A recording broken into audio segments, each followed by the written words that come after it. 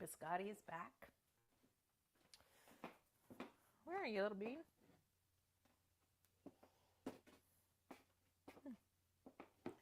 Biscotti, where are you going? Biscotti. Okay. So we are in week E of our summer now, and that means that we are working on yield. Yay!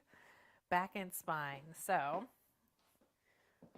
would you like to say hello? Biscotti is back. He is very fluffy and a little bit saucy today. Welcome back, Biscotti. See, Kari missed you. He's purring. Oh, He purred for that one. thank Oh, you. honey. Thank you, Biscotti. We just trimmed his claws because he was definitely trying to sharpen them on my mat at the end of cardio dance. So hopefully he will be happy with that. Are you going to help me with my downward dogs and stuff? Yes? Oh, he says purr. So everybody please check in and tell me what kind of pet you have for your first check-in. All right. You gonna stay? Oh, really? You're not gonna stay? Come on. Come on. Come on. No? Yes, no, yes, no? He's doing the cat. Okay, so let's talk about what we're doing this week. This week is, believe it or not, our 5th week out of 6. So we are almost done. Oh, what's going here? Oh, here we go, camera. We got this. Okay. So we're almost done, right? We're 3/4 of the way done with our summer semester. And so we're shifting to a new focus for this week, which is the goal is to yield. Because everybody, when I saw it was that week, I wanted to cheer. Okay, so we have so far done, on our first week, we worked on breath and alignment. Then we worked on radiating, or like actively reaching as far as we can while we're in each pose. Creating space between the joints when we're radiating. And then last week we worked on support and center those last 2 weeks. And now we get to do yield. So, yay. I'm seeing so many cute share chats about you guys' adorable pets. It makes me happy. So yield is the idea that even though we might be standing up and using a lot of our effort, at the same time, there might be places in our body where we're holding tension that we don't need to be holding tension, right? For example, letting go of the stress in your shoulders. Or sometimes if you are in the club of grinding your teeth, fan club, unfan club, sometimes we really hold tension in our jaw. So just, if you're not sure, because I think the thing about grinding your teeth is you don't really know, go ahead and take a couple fingers and just stick them into the meat at the corner of your jaw there. And if it is tight and knotted, well, guess what? You're probably in our club. And we want to loosen that up. And sometimes it helps to kind of wiggle the jaw left and right. This is actually the PT they give you if you clench. In and out. Down and stretching. I know it's when I stretch down in front, I hear this like noise in my eustachian tubes. So making space so that we can relax and not expend our energy creating this consistent feeling of tension and pain in our bodies. Yeah, so yielding is absolutely just as important as all of the effortful things that we do when we're doing a vinyasa flow. Because if you can't let go of that tension, then you're just going to end up bound up and not achieving your flexibility goals. And also you're going to feel icky. Yeah? Oh, really? Oh, yes. And also, when we learn to yield, sometimes that means metaphorically that we are learning to let go of things that are beyond our control. Like, for example, my adorable cat really likes to bring me my dirty socks. And I forgot to leave them outside of the room, so he's bringing me my cardio dance socks since I just brought cardio. Oh, yes. What a good boy you are. Would you like to play fetch? You know, some things you can't quite control. In a moment, I'll move those out. So we're going to approach our yoga flow today. There's a couple of new poses that we're going to run through this week, which are, we're going to do bow. My goodness, I haven't done that in forever. Bow, upward facing bow, wide angle arm balance, which we touched on last week just as a like, haha. King pigeon, which sounds great, but mostly we're going to think about twists and deep pigeon flow. So we're going to do, you know how we've been doing a sun salutations, right? So your sun salutations, and give you a little bit of historic background here. The sun salutation, up, open, step back, arch, down, chaturanga vinyasa, back up. Yes? Sun salutations are part of a ritual that's done. I wish I remember the name of the place in India, but on the equinoxes, people do sun salutations, and instead of stepping back and forth in the same place on your mat, they use them to like move forward. And there's apparently this mountain with a curved path that takes you 108 sun salutations to get to the top. And it's like a ritual on the equinox to do sun salutations all the way up this mountain, which sounds gorgeous or maybe really incredibly hard or both at the same time. Fun fact. So there's also such thing as a lunar salutation, right? And lunar salutations, instead of rising your energy up and making you hot, now don't get me wrong, they still make you hot, are designed to kind of calm the body down as we go through things. So it's more grounding. If you are doing your yoga in the morning and you want to end your yoga practice feeling like, all right, here I go out into my day, then you would be looking for more of a solar practice, they call it. Or if you want to cool it down at the end of the day and like get into bed afterwards, then you might do a lunar practice.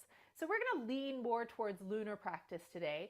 Another way you can adjust from solar to lunar practice when you're doing yoga on your own is when we have been working so far in sun salutations and in our yogic practice and trying to integrate the breath, a lot of the time we think inhale on the up or inhale when we're coming back to center and exhale into the stretch. And one of the ways you can flip your approach to your practice is by flipping the order of your breath. So that might mean that I take a breath in, and it's hard for me to flip it because I always do sun, and then go into my stretch, inhaling into it, and rest, and come out of it on the exhale. And really like, if I think about coming back to an upright or centered position with my spine as I exhale, it makes me feel a little bit more grounded. And I think that's what is the part that feels sort of into that cycle of a physical action of my breath affecting a hormonal and emotional action. So the exhaling into the ground as I come back to center gives that calming sensation. That said, let's focus this week on our spine, loosening up our spine. So we'll be doing a lot of twisting and a lot of bending. A couple safety things about backs before we go, and then we'll just work out on our lunar flow. So if you would please go ahead and palpate your pelvis here. Palpate your pelvis. So I'm feeling the firm ridge of bone that's right at the base of my back here, yeah? So we'll just have some touch points to work on here. If I rub, I'm really pressing in, rub my thumbs all the way around, you can feel the crown or top edge of your pelvis bone, and it is those hip bones that rise up all the way around. You might be pressing through a lot of fresh flesh here, right? 'Cause that's where we carry weight, that's fine. And then it comes down here to the center of the back at the bottom of the spine. So down here, the first 5 vertebrae at the base of your spine are called your lumbar spine. And those are a very easy to injure place. Many of us have injuries or tightness or places there that aren't super, super happy. Below that, part of this pelvis is this triangle of bone that the bottom point is your tailbone, right between your booty cheeks. And this whole triangle here is your sacrum. So sacrum, and this is your lumbar spine, your lower back. To the side of it, there's these great big muscles called your quadratus lumborum, lumbar, right? That lower back part. And this whole lower part of our back, we talked in the first week about vertical pelvis. So we're thinking about that here too, yes? Our sacrums, most of us tend to err on the side of our sacrums kind of pointing out at the angle because we're not supported in the abs and we're just kind of locking our knees back and rocking. So if you think about lifting those kneecaps forward a little bit, bringing the bottom part of your tailbone underneath a little bit so that your tailbone's pointing straight down. That gives more space for the lumbar spine to not be quite so hyperextended. Hyperextended meaning arched out, yes?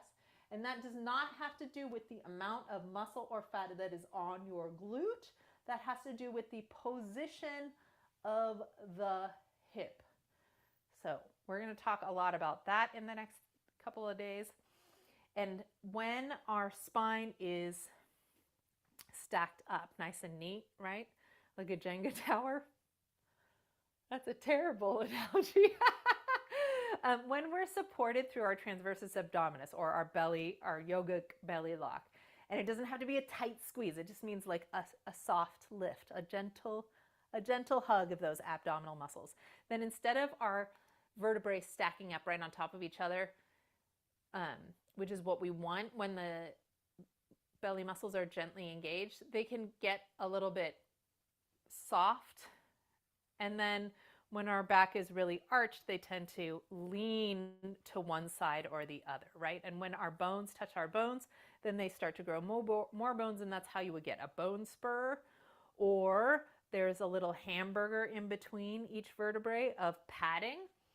And like when you have a hamburger that is really, really too big to fit in your mouth and you take a bite and the hamburger meat splits out the opposite side, that would be an example of your disc in your vertebral disc herniating when it splits out the other side, yeah? Or bulging. So it's really important to think about gently holding the belly in so that we don't have so much collapse in between those vertebral joints. They stay nice and stacked. And it kind of like the pressure when we squeeze a tube of toothpaste, right? The energy or the pressure of the toothpaste goes up and down. That also can happen with our spine. Instead of it going like splat, splat, side to side, a little bit of abdominal pressure or support, gentle, will hold us a bit taller. And when we're stacked up nice and tall, as opposed to smashing, we have room to bend and twist the spine without the edges of the bone bumping into each other. So I hope that helps a little bit. I really love doing it with my little toy hamburger, but it's not here at my home studio. So I hope that made a little bit of sense, you guys. Yes? A gentle lift of the core helps us to have a nice stacked spine with space in between each bone so that the discs in between the bones can easily, softly move around without being compressed or pinched on the edges. Okay, that said, I'm going to hide my socks from the small one, and we will get started.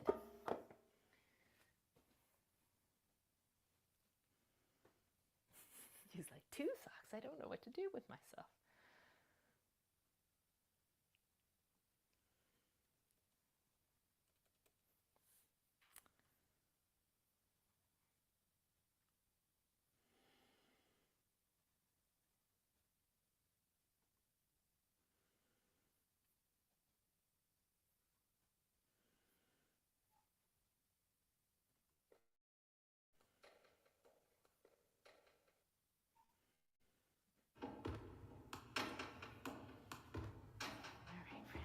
Thank you for bringing me Mommy's socks.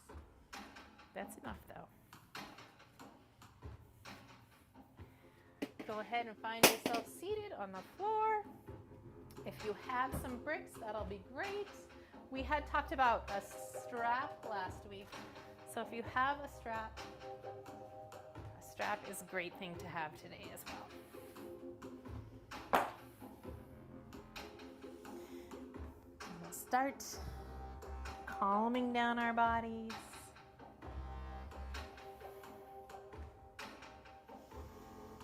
Slowing down that breath.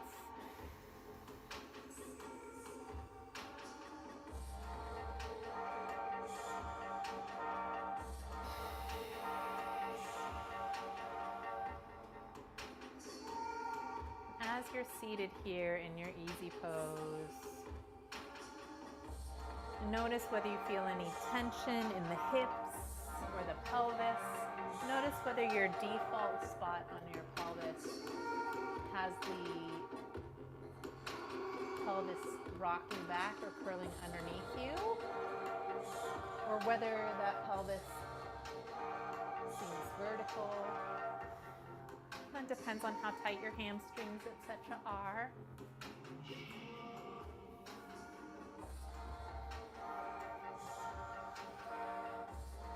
Notice whether you're holding a little bit of tension in our chest, especially if the pelvises are rocked back. Sometimes we squeeze our chest and shoulders forward a little bit to kind of hold into this spot.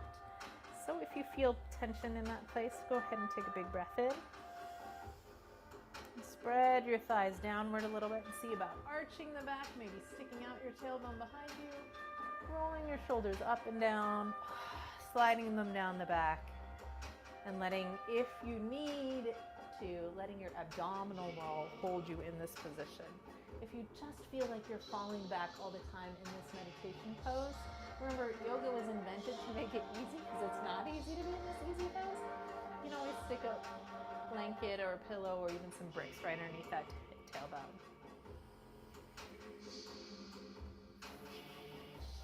And let those shoulders melt on the exhales.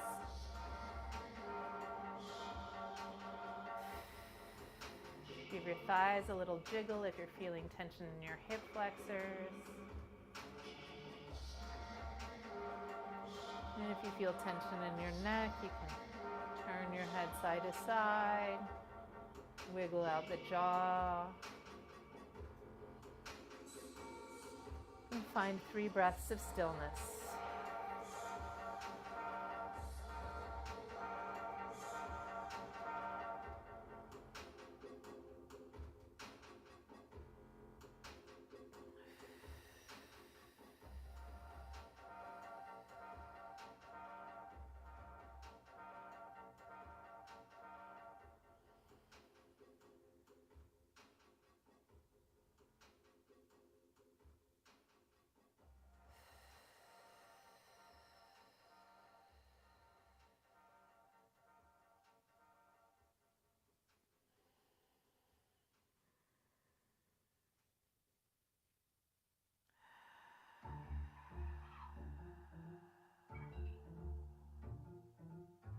Take a breath in. Open your eyes when you're ready, and on the exhale, we're going to reach out and up.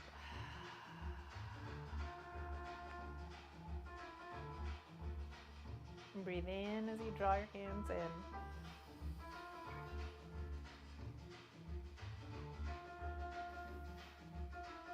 And exhale.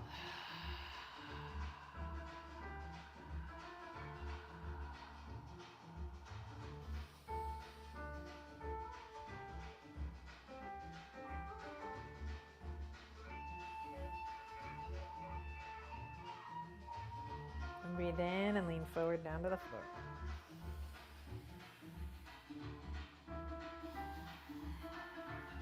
Last week we were trying to work with our ujjayi breath in through the nose and out through the mouth.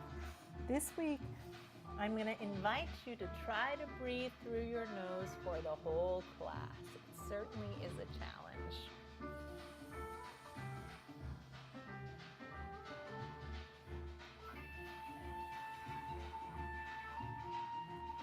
Big breath in and out through the nose, trying to keep it cool.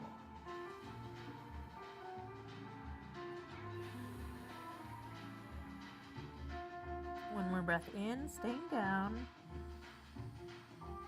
We're going to exhale to rise. Big breath in. Exhale to push. Inhale to melt. 3 breaths here. Think about this top shoulder rolling open. And circle your arm with a breath.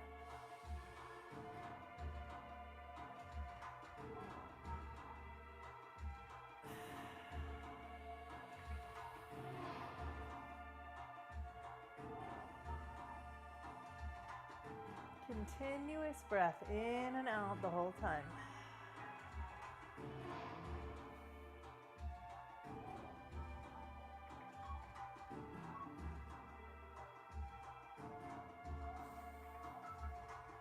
And let yourself come up and over.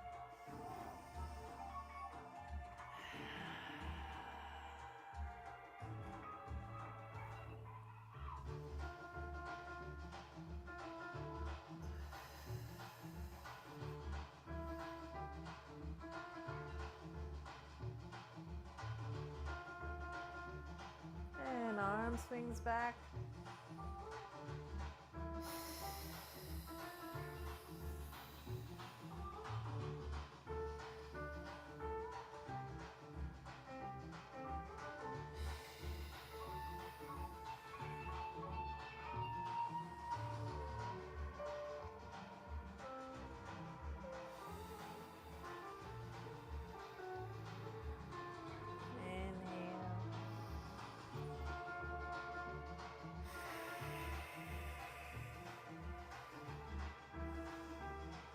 Inhale, open those arms up behind you. And we're going to roll the shoulders back a few times. Just making some muffins like a cat.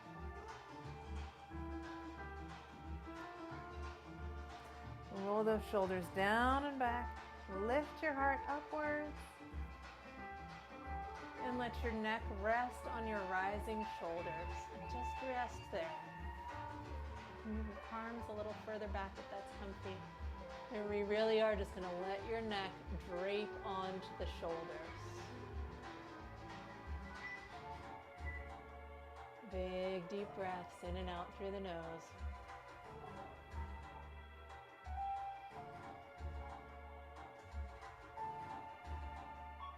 To return back up, bring your chin to your chest first. And press up, flip through those wrists. We're going to take our feet together before we move on. Notice which foot was in the front for you. We're going to squeeze them up and down.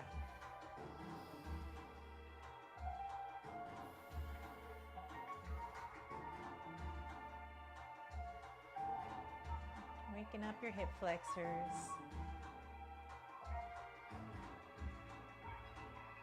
And then switch your feet. We're going to roll down as we breathe in, and we're going to arch our way back up. Bring my chin in, so I'm going to make an extra chin here. Draw my shoulders back, press my ribs and heart forward, come to the front, hang on to my knees, and curve my chest back to dive again.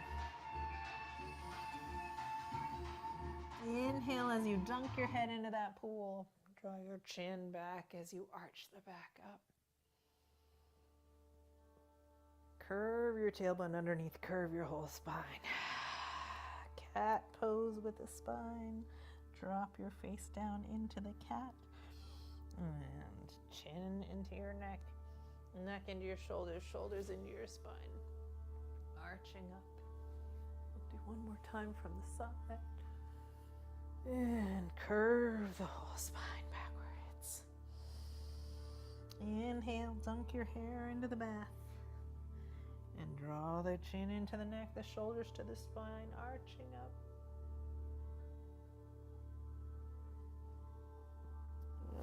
And rock the waist back.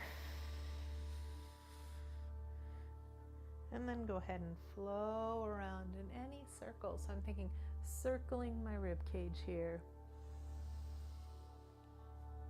Circle the rib cage. Move this arm.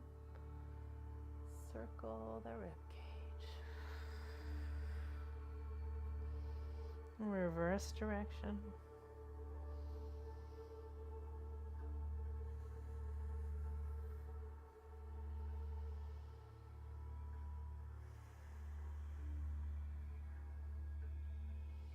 And come up to the center. We're going to draw one shoulder back and then the other. So we had been rolling the back forward, and then we were gliding the spinal column in a circle, and now we're drawing each shoulder blade back to the opposite hip one at a time. Shoulder blade wraps back to the opposite hip. And this is rotation of the spine. We're going to come with a big breath. Inhale, twist. Exhale, deepen it. Let your hand rest on that knee. Try and keep your skull right over your neck as you look all the way to the back of the room. And think about that low back. We'd like your pelvis to be vertical, so you can feel with the hand, with your right hand, you can feel that sacrum being vertical here. And your lower lumbar spine, check that with your hand. Does it feel like it's upright, or does it feel like it's curved while it's twisting, or maybe leaned forward? And if you can feel your thoracic spine, that's the part of your spine that's by your ribs. We want that to be right over. And then as we draw our shoulders down our back and rotate our chin around, we rotate and revolve the spine all the way up into the skull.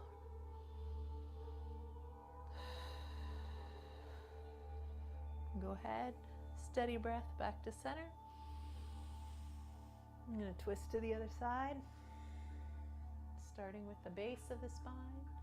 Go ahead and take your left hand to your lower back. Feel where your pelvis is upright. Big breath in. Ground down into the floor and revolve the lumbar spine. You can grab the opposite knee with your right hand. Feeling that rib cage, trying not to get a kink in your back. Drawing back down through both shoulders, big deep stretch. In your next exhale, we're going to take our chin around as well. And remember, we don't want to go with just our chin or just our crown of the head. We want to move the chin and nose simultaneously to keep the cervical spine or the neck part of the spine upright. Pressing down into the earth, breathing in and out through the nose. What could you relax? I'm going to choose my thumb that's on the floor. I'm going to release my jaw. I invite you to find something that doesn't need to work for this pose.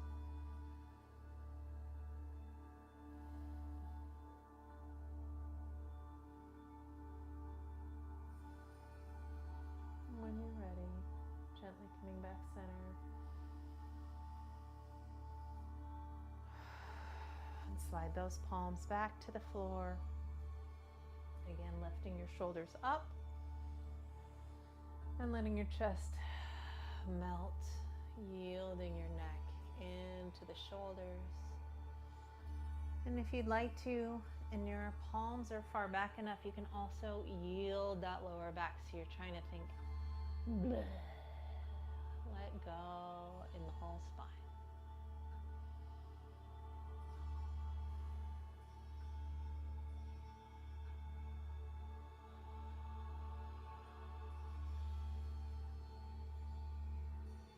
Big breath in. Bring your chin to your chest first. Big breath in, lengthen through the spine. And start to walk your hands closer to your buns, shoulders back, fingertips forward, and gently press the hips up. So you're lifting through a nice long spine. And here we can think about that gentle pull of your belly button to your spine, that yogic belly lock.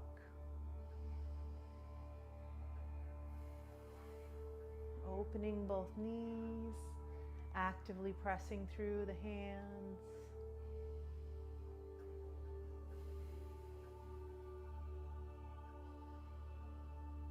And gently down with the hips. And we're going to rise back up onto our thighs. Go ahead and curl into a little seated child's pose, wrapping your arms around the thighs and pulling the thighs into the chest so your back releases.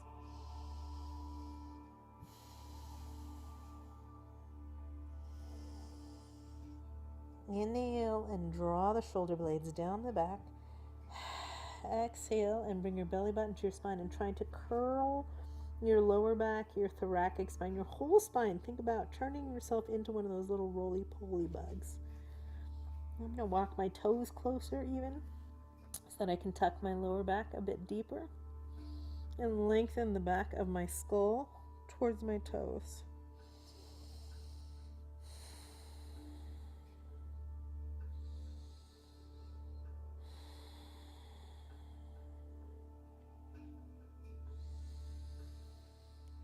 One more exhale. I'm going to draw my belly to my spine, lift my root up, and draw my chin to the back of my head and find a little balance point here. So I'm taking my feet off the ground and holding on with my arms. I'm going to deepen the sensation of my belly button drawing up and in.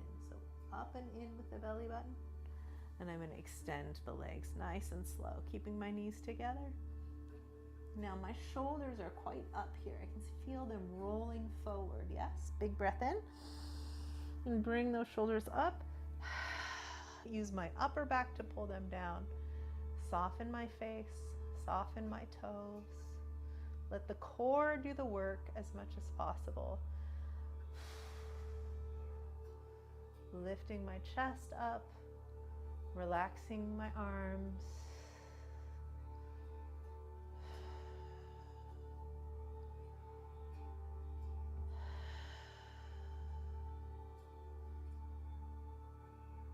And gently bend those knees.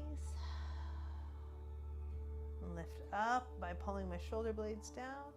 And I'm going to dive my head into the space between my feet. So this is further forward than a regular Baddha Konasana. And as I'm here, I'm going to rock or twist my hips. One pelvis hip goes back and the other, so that I'm really opening up the lower back in those quadratus lumborum that we were talking about. Yeah. 2 more breaths here, nice and steady. And then we're going to start to circle the head. So I'm going to shift your weight over to the right. I'm going to draw my belly lock in so I'm supported. And I'm going to open up my hand all the way to the sky here.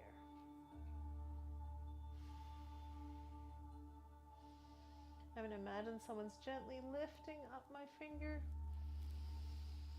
Breathe in. Come down to the other side. And let the elbow and finger lift up. Nice and open. And hands to feet. And skull to left knee. Opening up the neck as I slowly move towards the front. Go ahead and reverse that circle. Over to the left knee. Left arm comes up. What can I release?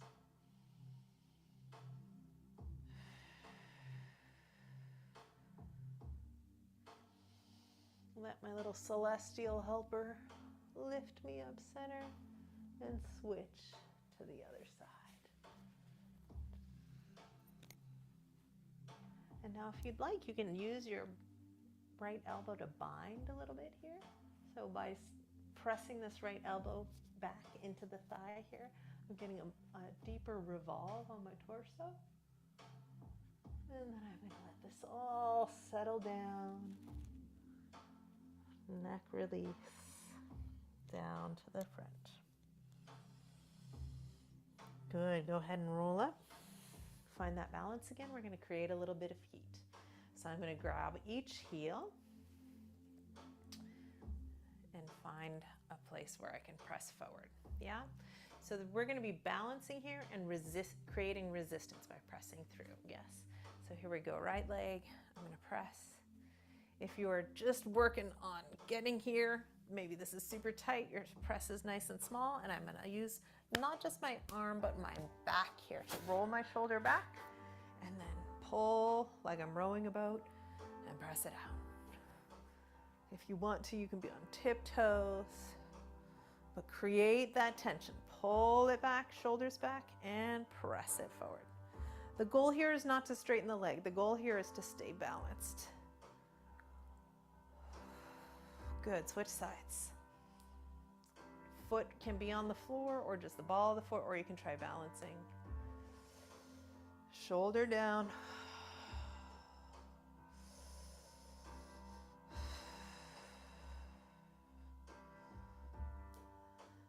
And go ahead and drop your head forward. Slide those feet out. Slide underneath your legs and come down to your turtle pose.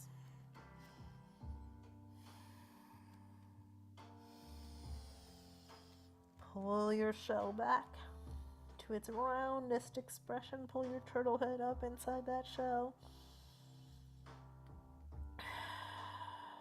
Belly button back to the spine, tucking the tailbone. Inhale, pull forward, pressing your hands.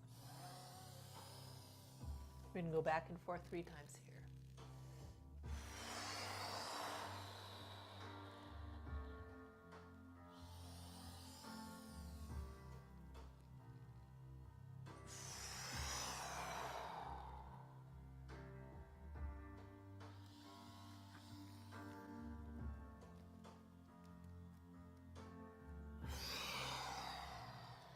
Release those arms. Slide into your forward fold, walking that forward fold, gently massaging your capillaries, rubbing the skin, pressing the flesh.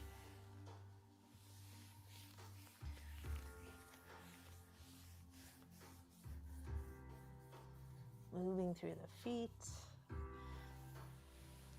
Pulling up to the hips and finding those feet. We're going to come into our crouch. It's going to be a little low here today. Heels together, so we're right underneath the sits bones, and we're going to place our knees on the ground. So that's a big toe stretch for some of us, and come back and hands on the floor. Both pointer fingers forward, just a little bit wider than your knees so your thighs can come through. Hello, kitten.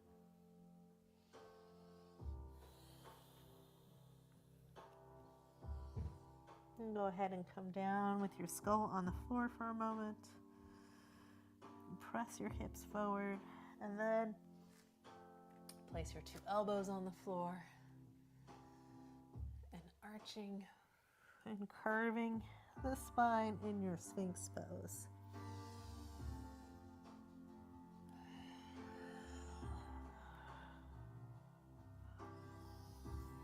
So as I arch, my tailbone comes back over my heels and lifts up, and my skull and chin come back and in. And as I curve, my shoulders come forward over my hands until I'm ready to come up into a Sphinx downward dog.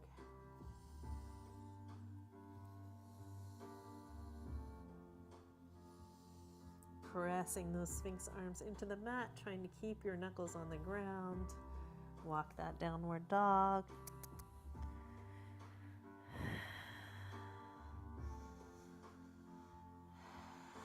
Knees come down to the floor, rising up to all fours.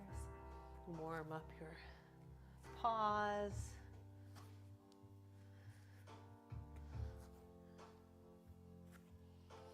And bend those elbows back down to the floor. Yeah? So this would be really hard with a lot of weight, but here with our feet and knees on the floor might be doable. So Sphinx arms, elbows in, rise up. Keep those shoulders rolled back, so nice open hearts, lifting in your core and elbows down. Try to keep the weight in the thumb and pointer finger knuckles on both hands and forearms parallel. And take it down. Big breath in.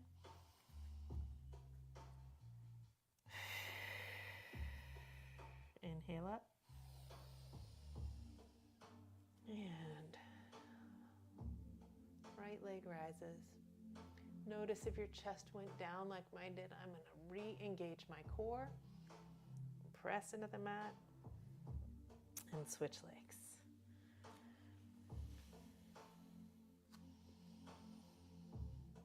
Look underneath yourself. Notice if your leg took the hip with it, and try and come back to flat. And switch your legs. Opposite arm and foot, tabletop.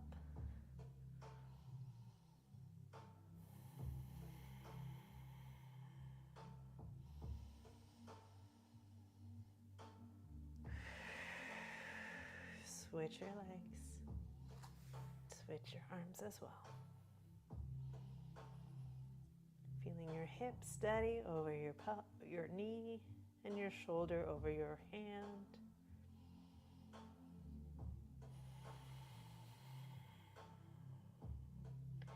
Take it down. Slide your left knee forward, coming down into a pigeon pose. And we're going to press down, hands into Sphinx here, so my elbows are past that forearm. Big deep breath. And press up. So if you're really high in your Sphinx here, you might not get those elbows all the way down, but we're trying. Inhale to press up. Notice if your chest came forward. With or without your shoulders. We want to keep those shoulders back. So shoulders back, chin in, lifts the back. And go ahead and rise up to tabletop, opposite arm and foot to switch. Now you have your left leg back and your right arm forward. And we're going to come down into a Sphinx pigeon.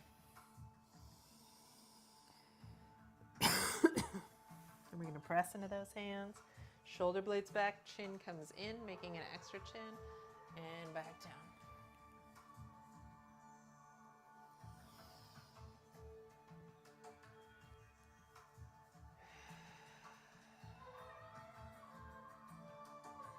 And that forward hip is definitely still off the ground here. We're going to rise back up. Tabletop. And switch. And now we're going to press back into your Sphinx. Press the floor, press the shoulders back to arch up. Come back down, slide the hands forward. Up to your tabletop. And switch. Here's our flow. Inhale, stretch. Exhale, back down to your Sphinx. If you'd like to start putting your hip on the floor, you can, knowing that we're going to press up to a little Sphinxy Cobra. Bring it down. Slide the hands forward. Pull with your hands to rise up into that tabletop. Square the hips and switch.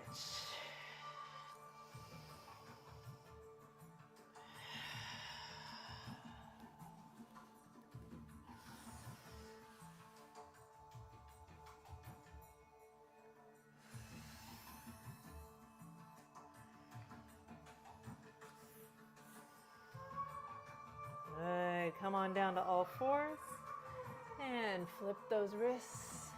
Child's pose.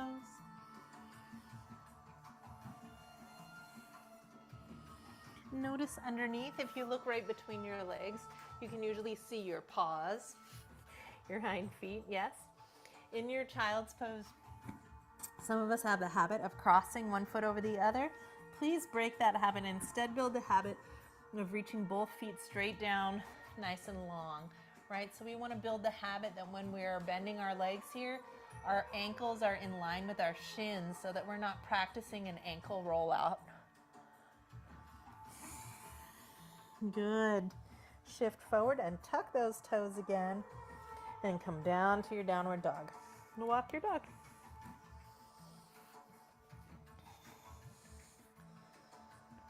Breathing through your nose.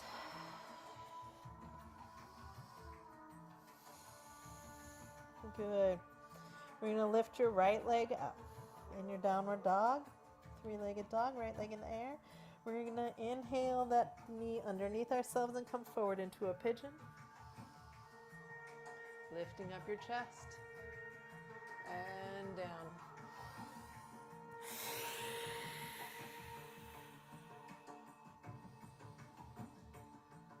Big circle to the right, to the forward leg. Switching hands.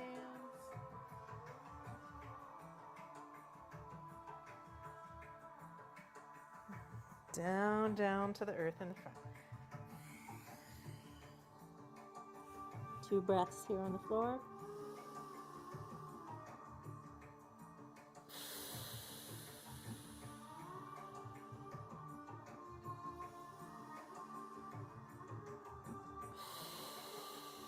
We're going to inhale and set our hands. Set your back foot and come back up to warrior three-legged dog. Switch legs.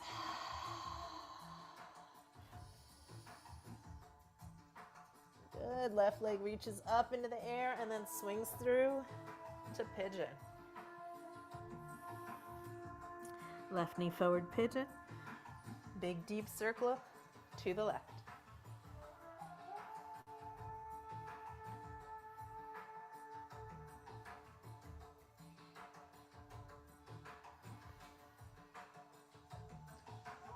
Exhaling into the earth. Big breath here.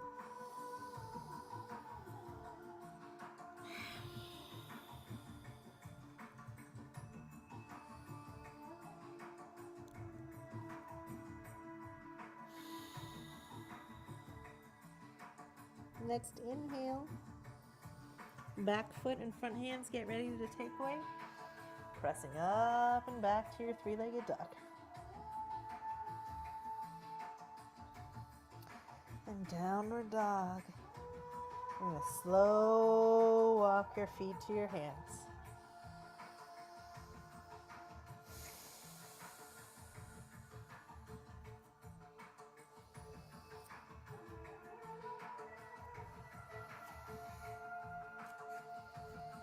Grab the opposite elbow.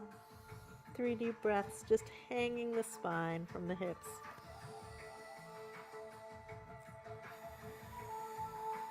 The knees can be bent. Your thighs can support the weight of your torso.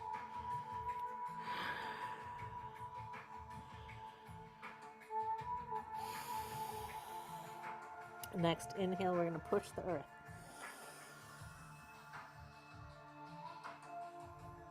Rising up into mountain.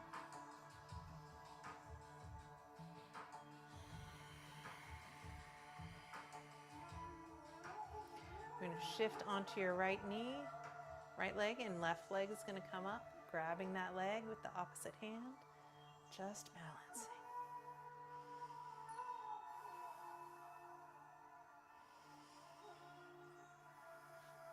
And release that foot.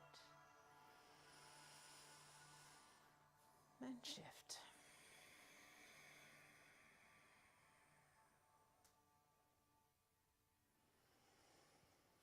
And release that foot. And shift. And we're going to send your left leg back, standing on your right leg. Into warrior 3. And step back. High lunge, low lunge.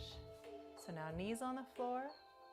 And we want to be feeling the pressure not right on the kneecap, but spread throughout that whole shin, yeah? So adjust the knee forward or backwards on this kneeling knee for it to be comfy. And this knee is definitely behind or on top of the ankle.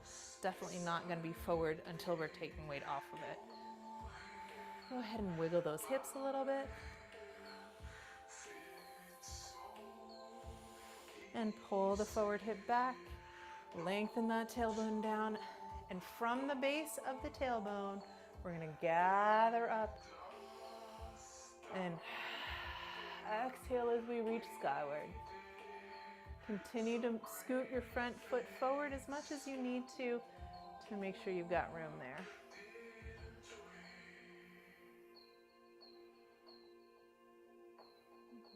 And release those arms open. Catch the earth. Twisting into the front leg. Big breath. I'm going to take my right hand onto my right leg and press the twist into my lower back. Again, if this knee is proceeding past the ankle, mine is a little bit, I'm going to separate those feet a little bit, either back thigh back or front foot forward. Revolving my spine into the thigh.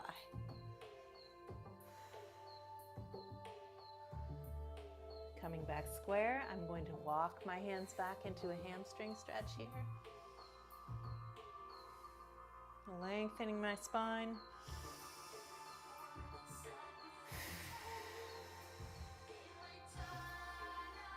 Opposite hand, wherever you can reach. If it's calf, ankle, heel, big toe, wrap around. Big stretch of the right leg.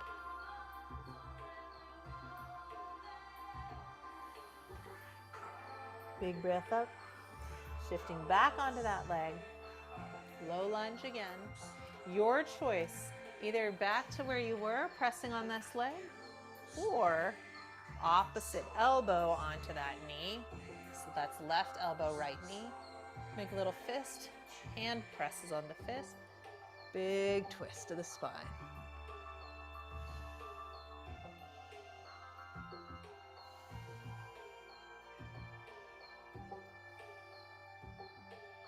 Yield those hips down to the earth. Good, press the earth to come back. Twisting across the body. Imagining placing your left cheek on the outside of your right leg.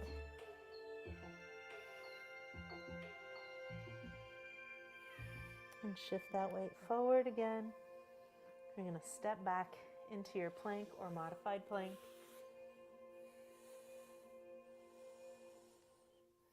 Chaturanga Vinyasa.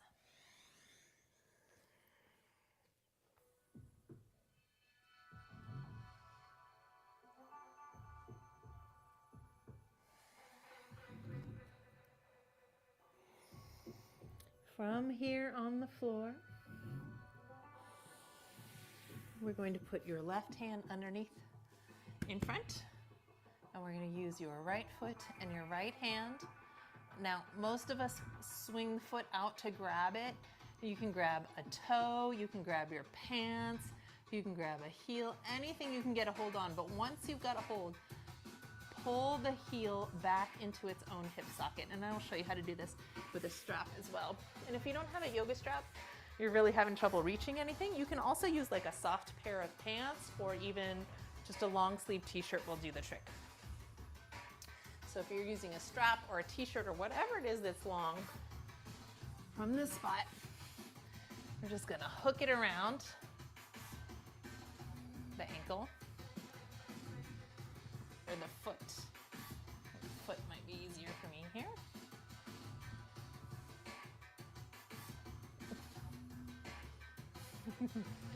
And pull it right back onto its own butt cheek. Yeah, so we don't want to be pulling to the outside because that'll give us a lopsided stretch and won't be healthy for the knee. So we're pulling the heel back into its own hip socket.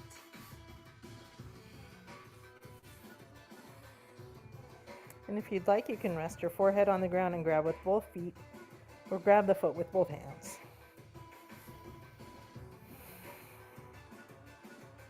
And as you're holding this stretch, think about what you might be able to relax. Could you relax your chest? Can you yield your jaw? Can you radiate your tailbone backwards? Gentle engagement of the core.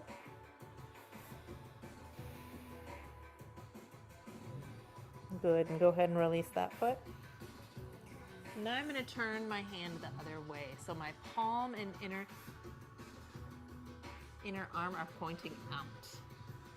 And I'm again going to pull into the center place, but this time I'm going to use that front leg to lift me up. So I'm lifting the chest and pulling the foot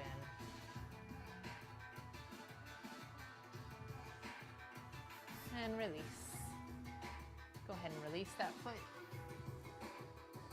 Switch your strap to the other side. It's actually easier to do with my feet than my hands. Your right hand's going to come in front of the chest. As you find your way to that foot, make sure you're pulling the heel into its own butt cheek, not to the side, yeah? Straight to the center of its own hip.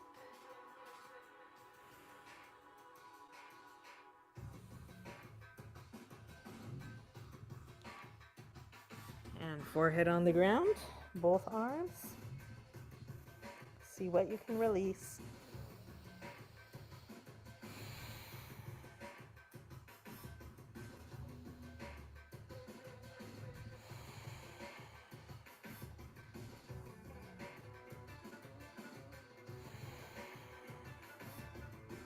Right arm back in front of you, lifting in the core, opening the arm out.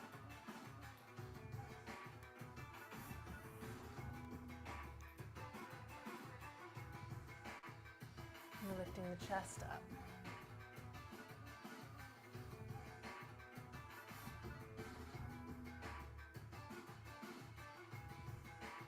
And release. Good, go ahead and put your strap to the side. Bring those hands back to either side of your rib cage and your legs back together. I'm going to lift up through the core. Lengthen the tailbone towards the heels, elbows back, pushing up towards modified plank, and come back to your child's pose. So we just did a lot of extension of the thigh and hip socket, so now we're coming to a child's pose as a counterbalance. What can you release here? Forehead on the floor. Tailbone sinking back towards your heels. Quadratus lumborum letting go.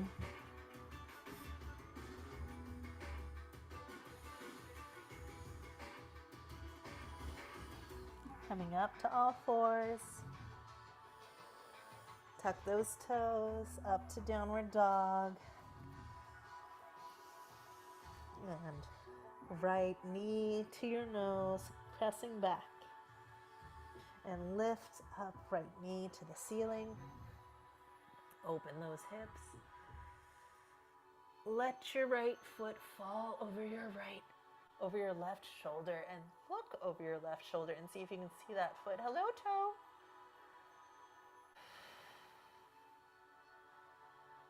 Radiate that through.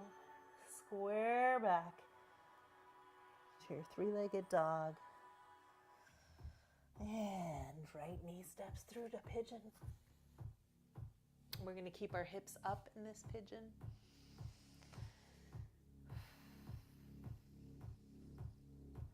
Now, I'd like you to use the idea of centering. So if you think about your legs here like scissors, yes? If I squeeze my legs together here, it lifts my pelvis up a little bit, yes? That's what we're going to do. Fingertips on the floor. Squeeze those legs together a little bit and release. 2 more times. So it's almost like I'm pinching the ground. Yes. Pinch up, gather your core. See if you can push into your legs to rise up.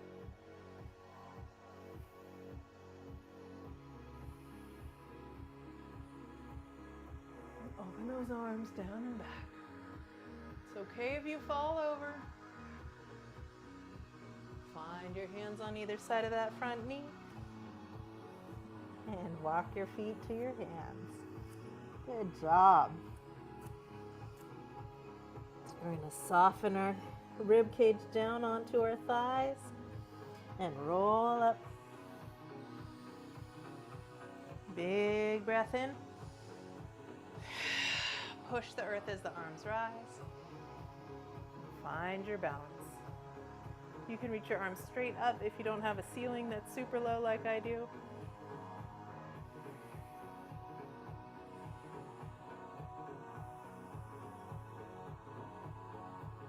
Good, settle back down.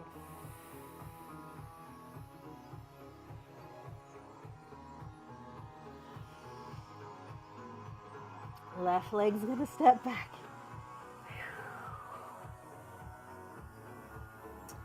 Open yourself into the middle. Wide angle pose, walk your hands underneath.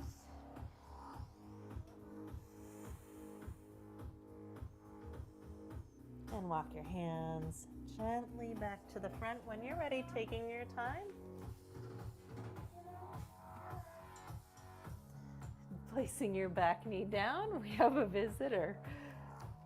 And zooming up, low lunge.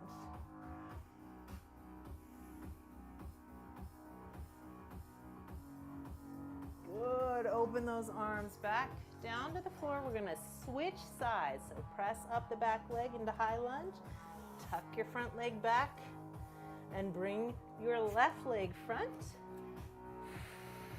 Back thigh down, big stretch up.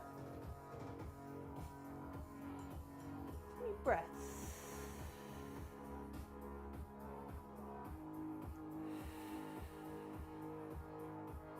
Open those arms.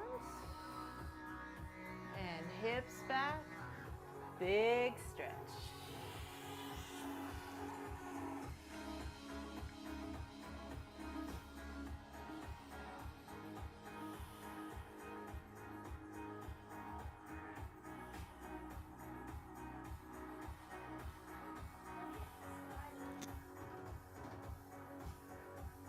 Coming back to your low lunge with your left knee front.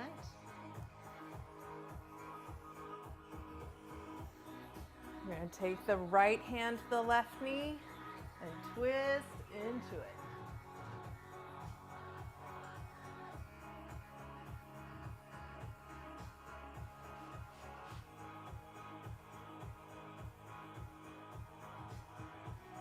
Both hands down on the mat and hips come back.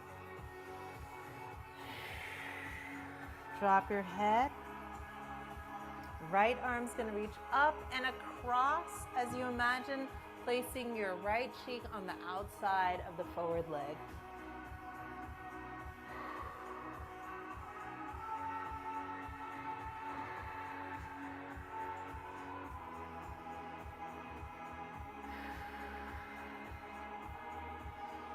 Lifting up. This time you can choose. Elbow into the knee. Press.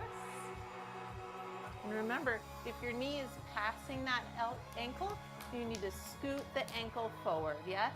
So we don't want that pressure in the kneecap. We want it to transfer down into the solid foot.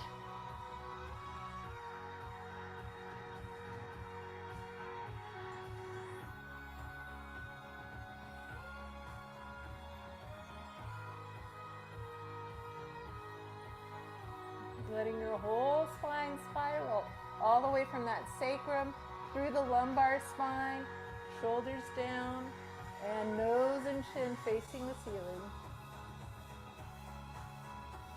Release those hands back to the floor. Taking your back knee off the ground so you're in high lunge. Tucking your left thigh. Stepping together to downward dog. Roll those shoulders back, yield your neck, wrap your elbows, Left leg rises. And bend the knee. Point that knee at the ceiling if you can.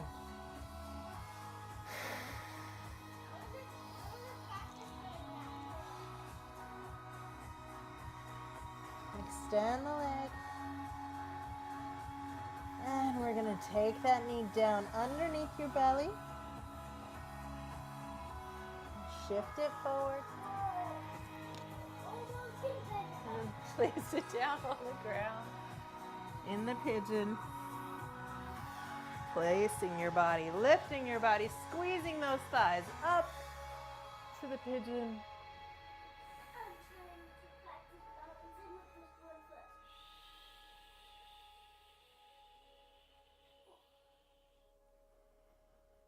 Open those arms.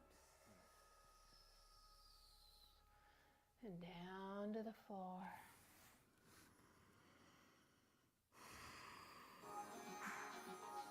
Drop into that pigeon.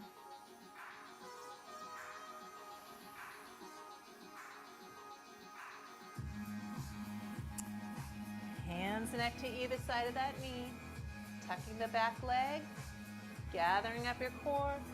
Send the leg up into the air. And come down to downward dog. Knees to the floor for a second.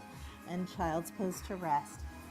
So we're going to have one more flow that's going to be a little bit spicy, yes, from the same movements we've been doing, and then we're going to come back into a deep stretch on the floor.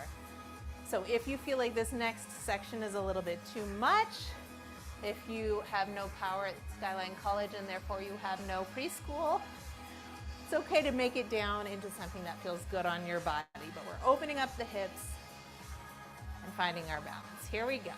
Big breath in.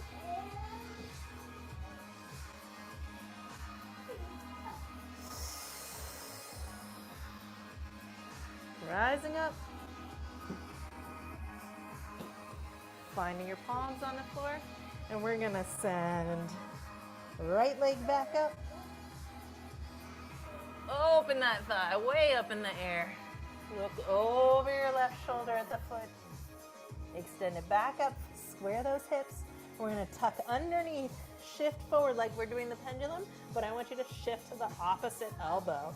Bring it back up and back. And then shift to the same elbow. Bring it back up to three-legged dog. Opposite elbow. And up. Same elbow. And back up. And pigeon. Good, hang in there everybody. Squeeze those legs together to rise.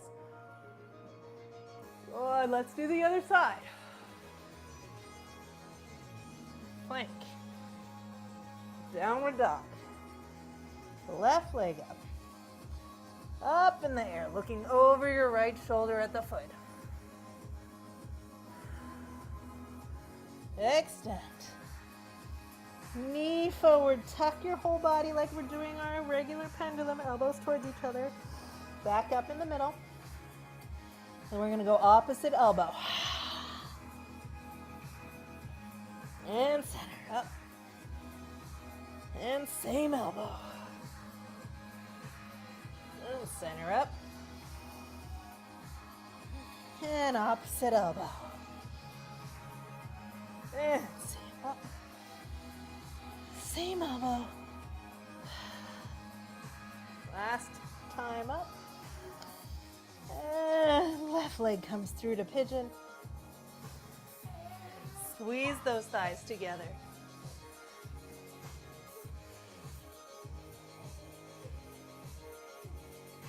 Open the chest. Down to your pigeon. Big deep breaths.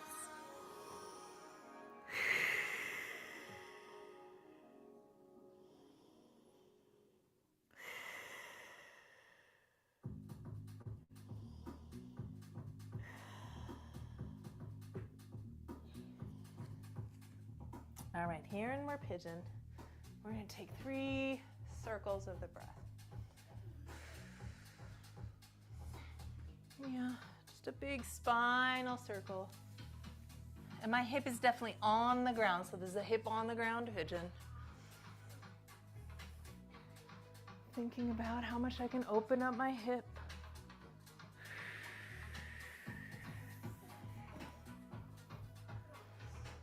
All right, here we are at our last one. So this is your right leg and right arm back. We're gonna do the mermaid next. So if you're using a strap today, you can use your strap in that right hand to grab the ankle. And if you're quite tight here, then your mermaid is gonna be very sideways, yes? And that's fine, right? We're all working at our own levels.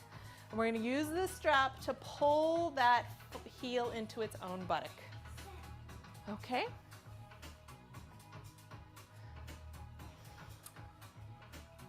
As we get a bit more bendy, we can start to lift those hips up. And remember, we talked about using the squeezing of the thighs together to get the rise here in this position.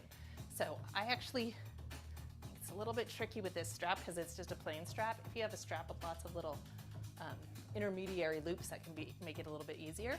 But we're gonna try and pull the heel to the buttock in its own place.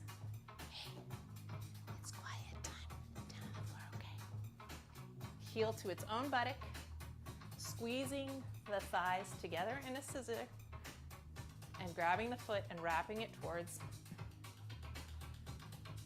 So there's a few steps to this. There's strap, there's grabbing the foot, there's working your foot into the elbow. Bringing that heel towards its own buttock is part of what helps me balance here. Whoop. This is one of those ones you fall out of a lot when you're learning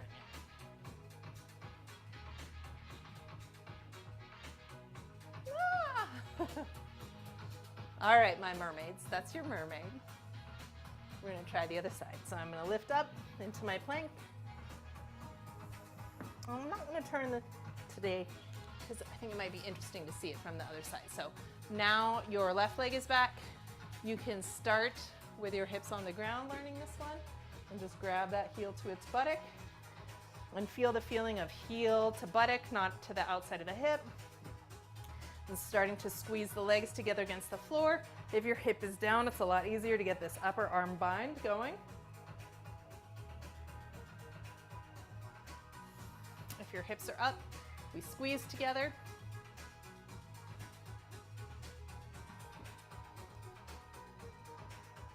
The foot can go in here.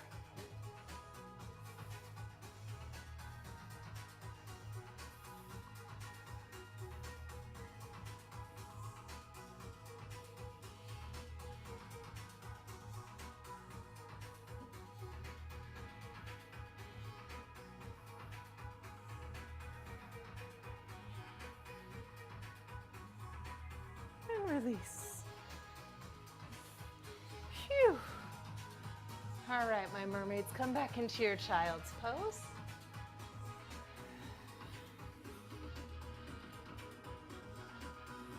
And let those pelvises re-relax.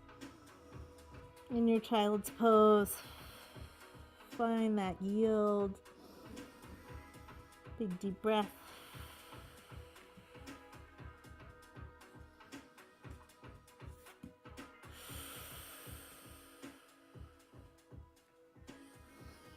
Draw your belly in as you roll up.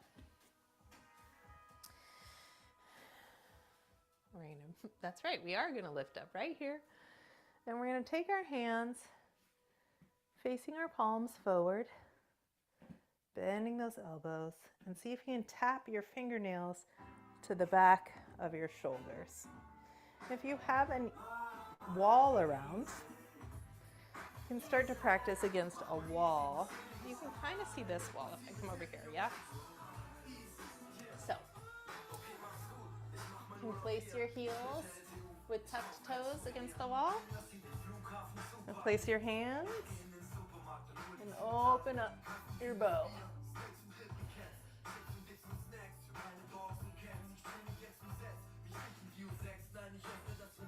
So you can see how the camel and the bow are related.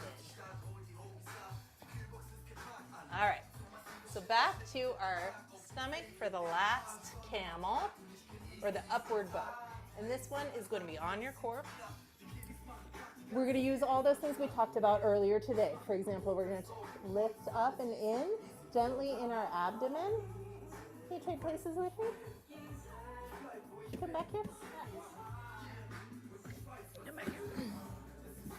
So we're going to lift up and in our abdomen to help to support and lengthen the lower back, because we're asking for a severe curve in this lower back here, the next one. And so we want to be engaging through the abdomen so that those spinal vertebrae are not smashing into each other. We can use our strap around both legs this time.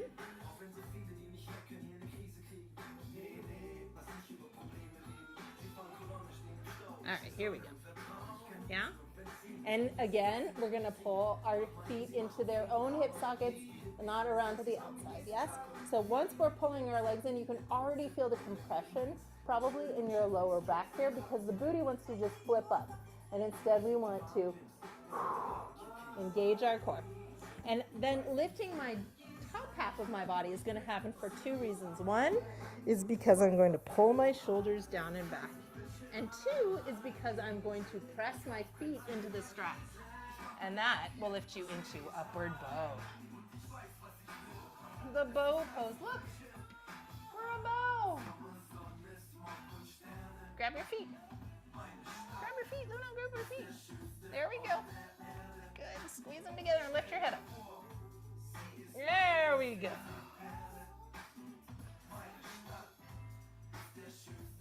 And release and rest. Forehead on the ground. Release those legs all the way. 3 breaths.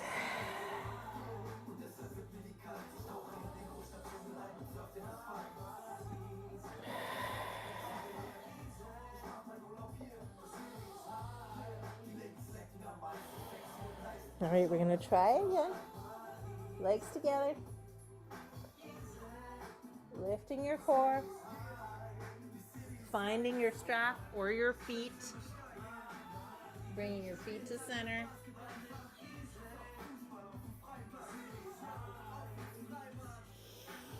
Shoulders down. Long back of the neck. Pressing your feet into your hands to rise up.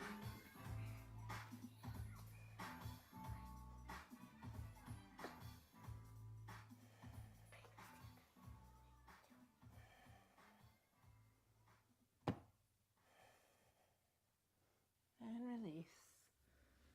And child's pose to recover, really curving that lower back.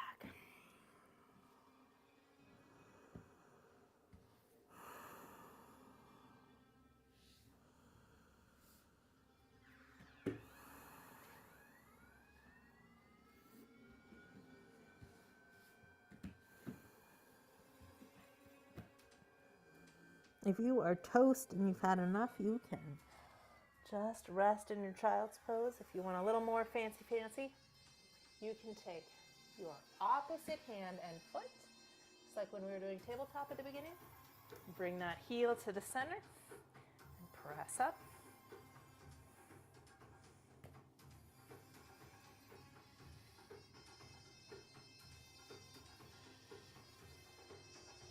Good. Heel to the butt. Hips to the heels. Press that child's pose back.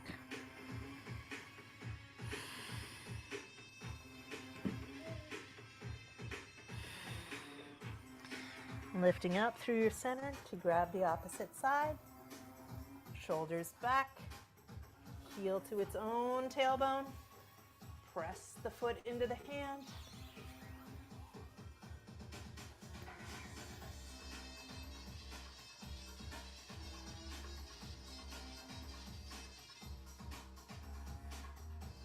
And heel to the tail, down into your child's pose.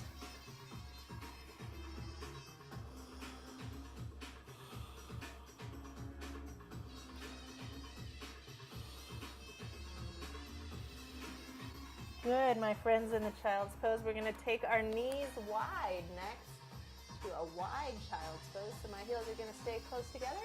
My knees are going to be wider than my hips. And I'm going to start with a pressed back child's pose.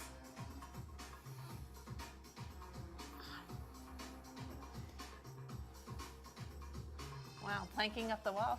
Stomach's in, tummy's in. That's good. Apparently next time we're doing planks up the wall. Okay, settle down. This is calm energy. Calm energy. Can you do this? This is calm energy time. Let's take our big magic breaths. Good.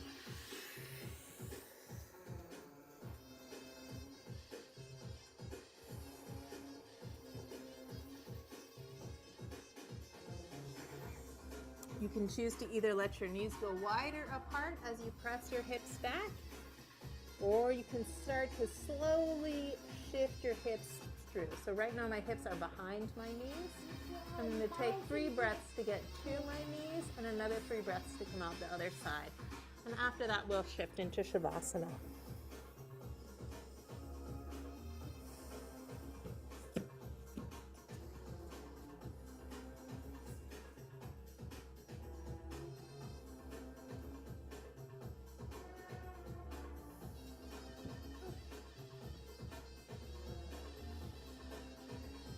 Gently scooting my pelvis forward, letting my knees get a little bit wider.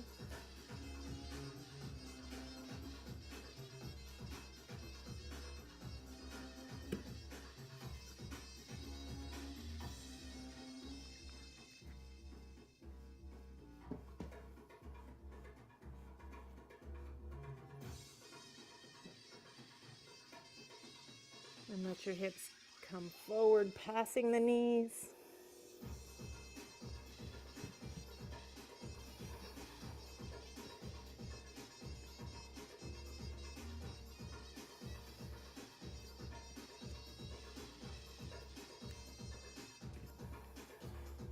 Letting go of lingering tension.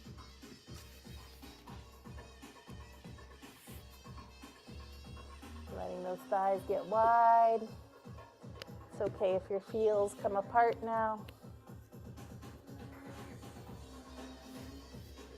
Gentle lift in your abdomen as you scoot your hips forward.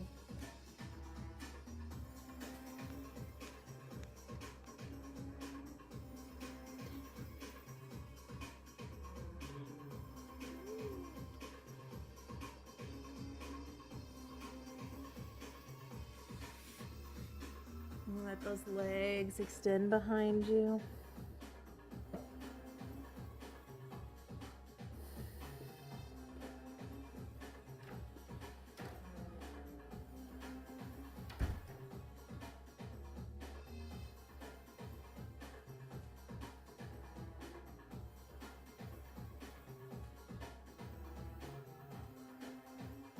And let your legs extend out. Allowing the weight of gravity to open up those hips.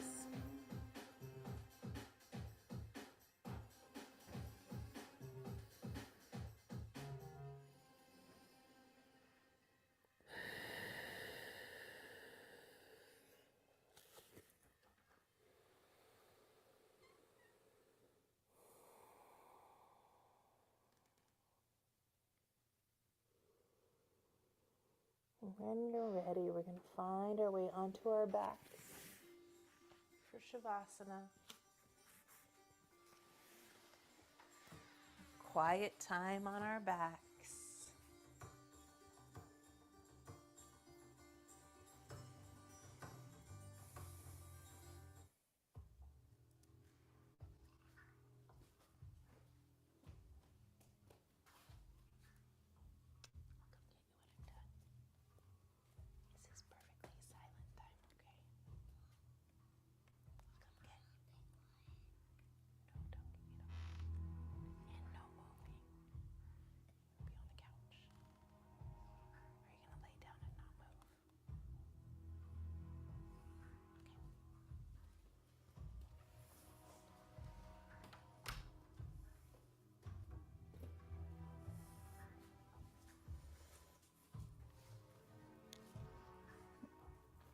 So if you're noticing that your lower back is feeling tired after all those hip openers we did today, hopefully not, but if you are, remember you can open your feet wider than your hips and let those knees rock in so the weight of the thighs falls into the opposite knee and the lower back can stay released onto the floor. And you might like that feeling just because it is releasing those external rotators. Sometimes we tend to hold tension in the external rotators. Letting your knees softly fall together as you slow down your breath. Allowing your jaw to soften towards your earlobes and sink down towards the floor. Allowing your chest to open up like a lotus flower, slowly opening the petals towards the sun. Allowing your palms to spread wide like they're holding a rose in each palm. Letting everything open wide. If your back is feeling good and you want to let your knees fall open wide as well, you may. And find a place where you can slow your breath.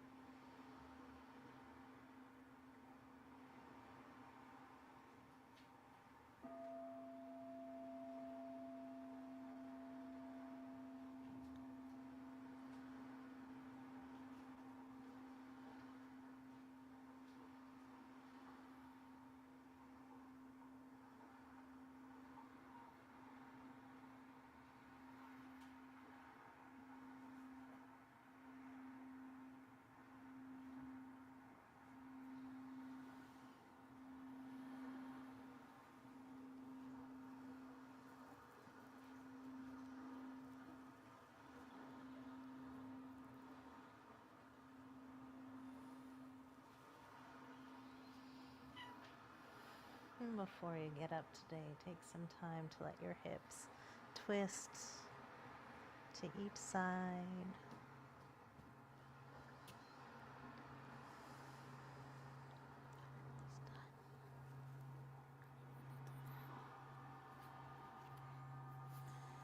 Oh, everybody can do that. Yep, let your hips twist to each side.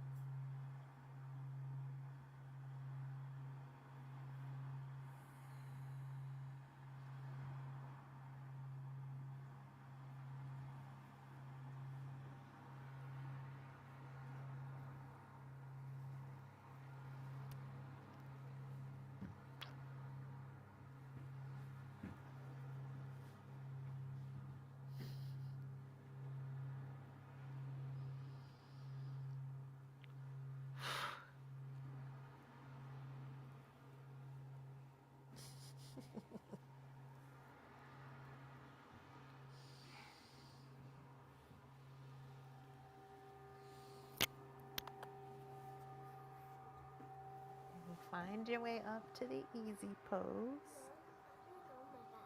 Crisscross applesauce first. Yeah. We put our hands on our knees, just like this. Yeah. Stay up real tall for 3 more breaths, okay?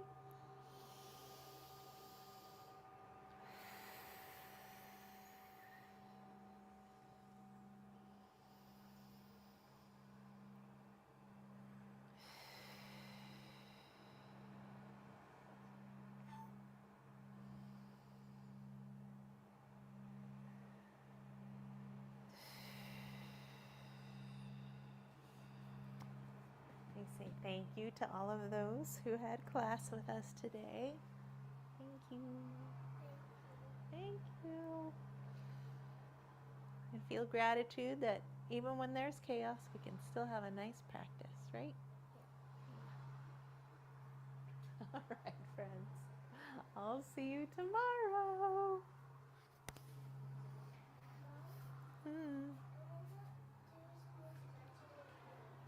Okay.